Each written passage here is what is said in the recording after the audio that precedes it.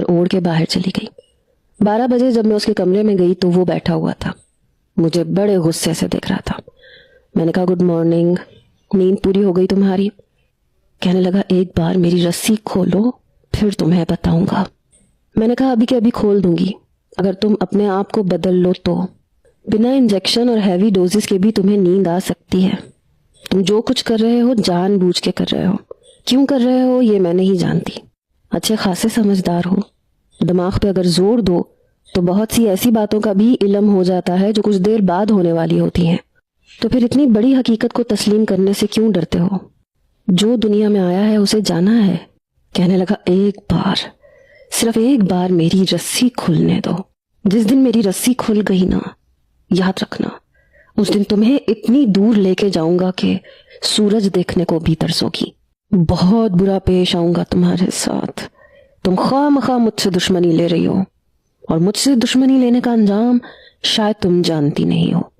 मैं एक कत्ल कर चुका हूं, और वो भी पूरे होशो हवास में। मैं तुम्हें भी मार डालूंगा। मैंने कहा शौक से मार डालो, लेकिन ये तुम तब कर सकते हो जब तुम ये रस्सी तोड़ोगे, और मैं जानती हूं तुम ये रस्सी तोड़ ही नहीं सकते। ये तुम्हारे बस की बात ही नहीं है।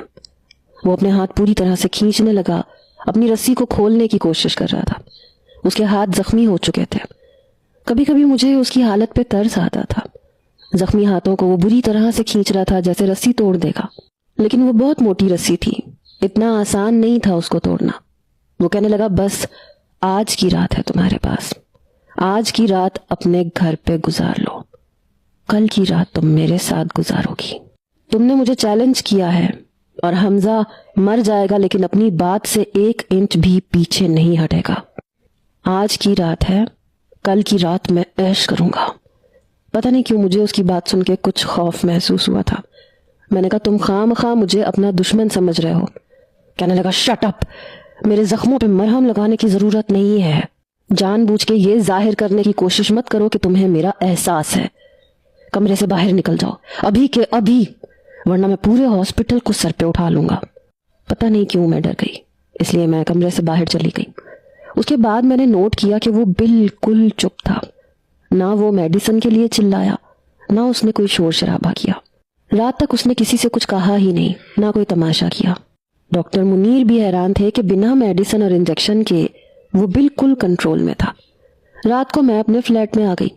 सुबह अपने काम से फारिग होके जब मैं उसके कमरे में आई तो वो बिल्कुल हशाश बशाश बैठा था।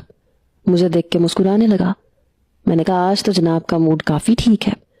कहने लगा हाँ, मैं सोच रहा था शायद तुम्हारी बात ठीक है। मुझे सच को कबूल कर लेना चाहिए। मुझे मान लेना चाहिए कि जो जा चुका है वो कभी नहीं आता। मैंने कहा वेरी गुड, इतनी जल्दी तुमने मान भी लिया। मुझे पता नहीं क्यों यकीन नहीं आ रहा था। कहने लगा एक लम्हा लगता है इंसान को समझने में। मैं भी तुम्हें समझ गया हूं, तुम एक अच्छी लड़की हो। मैंने कहा बहुत शुक्रिया। फिर कहने लगा पानी मिल सकता है? मैंने कहा हाँ क्यों नहीं। उसके कमरे में एक फ्रिज भी था। मैंने वहां से पानी की प्लास्टिक की बोतल निकाली और उसे दे दी। कहने लगा गिलास मिल सकता है? मैं गिलास में पानी पीता हूँ। मैं उसके कमरे से बाहर आ गई। नर्स से गिलास का कहने लगी।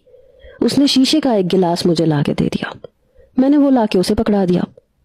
कहने लगा बहुत शुक्रिया। उसने 2 गिलास पानी पिए। मैंने कहा मैं तुम्हारे बारे में कुछ जानना चाहती हूँ।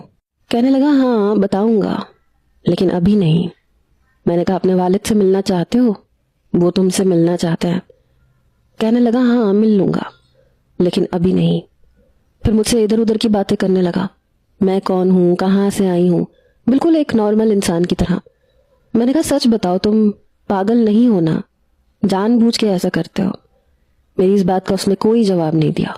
कहने लगा मेरे बारे में इतना जानना क्यों चाहती हो, कोई खास वजह? मैंने कहा तुमने भी तो मुझसे इतने सवाल किए हैं, मैं तुमसे दोस्ती करना चाहती हूँ। कहने लगा ऐसी दोस्ती बड़ी महंगी पड़ जाती है, कभी लड़के को और कभी लड़की को। मैं भुगत चुका हूँ, बड़ी तकलीफ होती है। एक तकलीफ से गुजर चुका हूँ, दोबारा वैसी तकलीफ बर्दाश्त नहीं करना चाहता। मैंने कहा जरूरी तो नहीं कि हर बार ही तकलीफ मिले, हो सकता है पिछली तकलीफों का भी दावा हो जाए। वो हंसने लगा। कहने लगा चलो अगर मैं तुमसे दोस्ती कर भी लूं, ठीक भी हो जाऊं, तो तुम्हें क्या मिलेगा? मैं तो मर जाऊंगा। मैंने